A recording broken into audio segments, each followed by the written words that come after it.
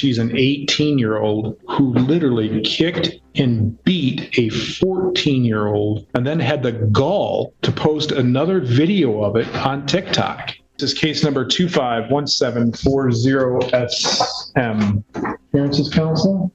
Nick Carnes on behalf of the people. Robert Hartzell for Ms. Jones. You come over here. We are set for a pretrial conference. It appears we have a resolution in this matter, Mr. Carnes. Yes, Your Honor. It's my understanding the defendant will be pleading no contest as charged. The people are supporting a delay of sentence with a full dismissal if the defendant is successful on the delay. Success on the delay would be whatever programming is recommended by probation and no violations of typical probation conditions. Is that a Killebrew? Yes. Okay. And the reason for the no contest plea is potential civil liability, Your Honor. And so just so we're clear, the success was completion of programming and no violations. Correct, Your Honor. Mr. Hartzell? That is accurate, Your Honor. Ms. Jones, have you heard what the attorneys have said the resolution in this case is? Yes. And is that how you wish to resolve it? Yes. Will you please raise your right hand? Do you solemnly swear or affirm that the testimony you give in this matter will be the truth, the whole truth, and nothing but the truth? Yes. Ms. Jones, it's my understanding that the agreement today is that you will plead no contest to assault and/or assault and battery. That is a 93-day misdemeanor and/or a fine of $500, and consecutive sentencing may be imposed if the offense happened in the place of confinement. Now, along with that, there's what's called a Killebrew agreement, and what that is the prosecution and your attorney and you have reached an agreement that you'll be placed on a delay of sentence, and if you're successful with that delay of sentence, the case would be dismissed. Success means that you complete all the programming that your probation officer requests that you do, and you not have any violations. Do you understand that? Yes. Now, if I decide that I do not want to go along with that agreement, you have the option to withdraw your plea. Do you understand that? Yes. Additionally, this is going to be a no contest plea due to potential civil liability. What that means is that the alleged victim in this case could potentially sue you for any damages in which she's incurred.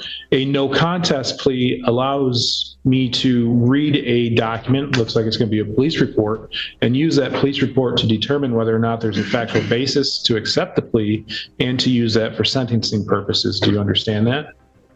Additionally, a no contest plea cannot be used against you. So if you are going to plead guilty and this person sued you, that guilty plea could be used against you.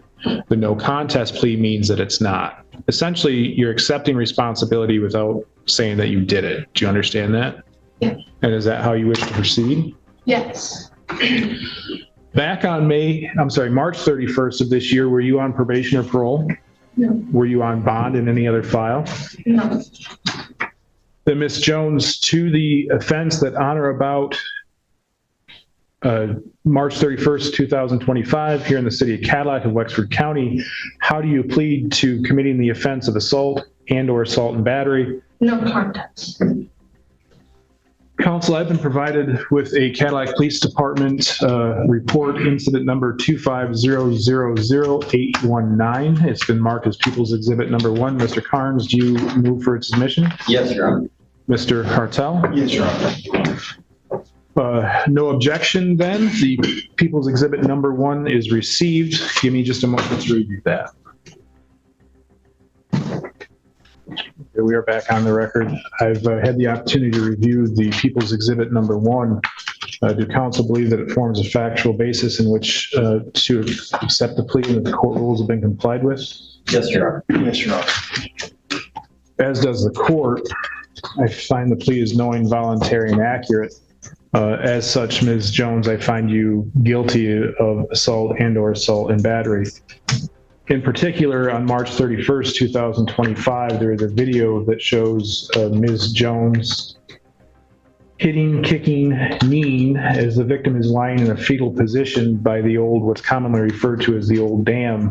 The court can take judicial notice that is located here in the city of Cadillac and is between Haynes Street and River or Wright Street on the what's now known as something along the lines of the Green Trail or the Green Pathway. The victim is a 14-year-old middle schooler. The victim reported that she had no injuries. It is alleged in the police report that Ms. Jones posted another video on TikTok captioned "Round 2." And this appeared to be all over some things that were said about another's deceased mother. As such, I find that the elements are made out for an assault and battery, and that this would have been an unwanted, forceful, violent touching. Additionally, I believe the interests of justice are well established here in allowing the defendant to plead a no contest so as to not have her guilty plea used against her should a case of civil liability arise. Although I question what the civil liability would be since there's no injuries, but I guess that's not for me to determine. Mr. Carnes, are we able to sentence today? Yes, Your Honor. Mr. Hartel, any allocution? Yes, thank you, Your Honor. Anytime it's no contest, especially for civil liability, I'm cautious to overly allocute for obvious reasons. But what I will say is my client has, to my knowledge, done well on bond. She stayed in constant contact with the defender's office, been very cooperative. She does have strong ties to the community. I don't doubt she'll do well on probation. She's highly motivated to do well and receive the benefit of the delay. I, in these situations, always advise my clients if they don't do well, there is the risk of jail later, the loss of the delay, the public adult record. She's a relatively young adult. She wants to be able to pursue various careers and ambitions. At the moment, she's working in Qdoba. She's aware she owes some money on some older files, but she is going to, I believe, do a wage assignment, if I understand that correctly. She also has some friends with her in the courtroom who've been supportive throughout these procedures, and I don't doubt will continue to be supportive of her as well. I ask the court to uphold the guilty. Thank you. Carnes? Thank you, Your Honor. This is a disturbing incident involving defendant and a 14-year-old. Clearly shows some lack of judgment, lack of maturity.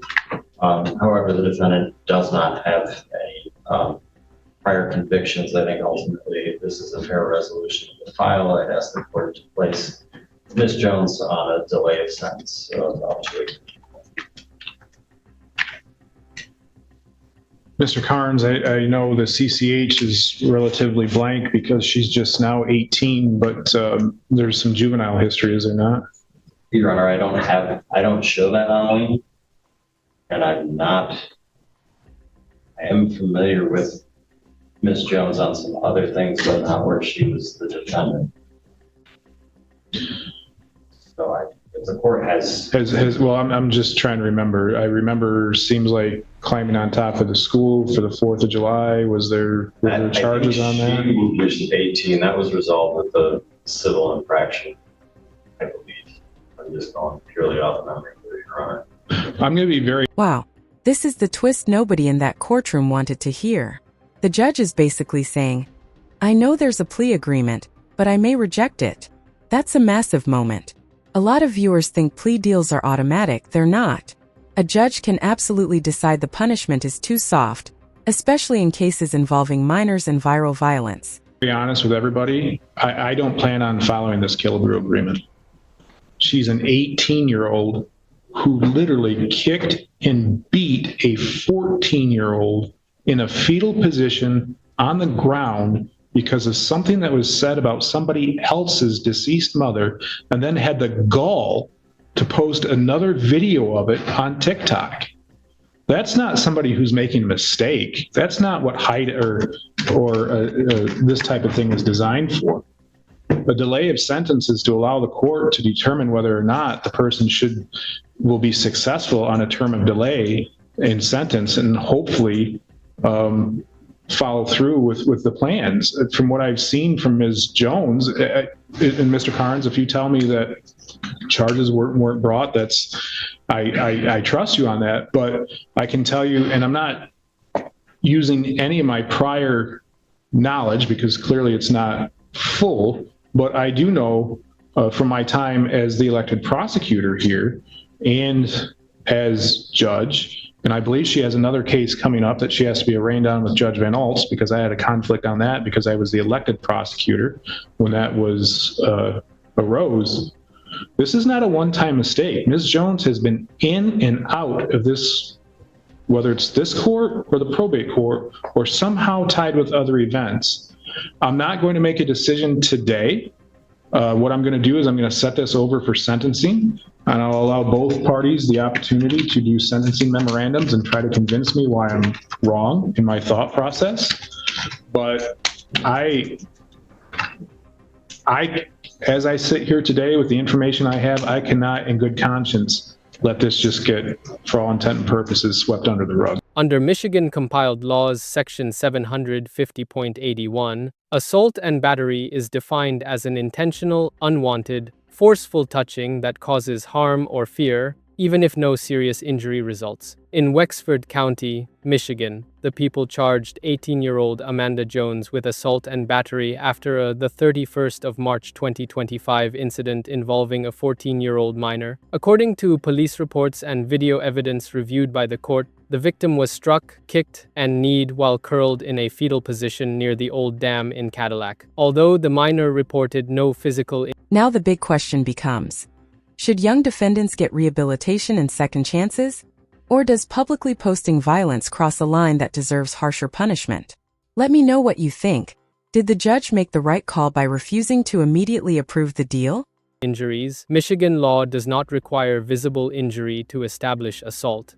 The act itself, if violent and intentional, satisfies the elements of the offense. Jones entered a no-contest plea, citing potential civil liability, and the prosecution supported a Killebrew delayed sentence, which would allow dismissal if she completed probation and court-ordered programming. However, the judge declined to accept that agreement at this stage. The court emphasized that this was not a momentary lapse in judgment. The victim's age, the nature of the attack, and the decision to post a follow-up video online weighed heavily against leniency. The judge concluded that granting a delayed sentence could undermine accountability and public confidence in the justice system. Sentencing was adjourned to allow further argument before a final determination.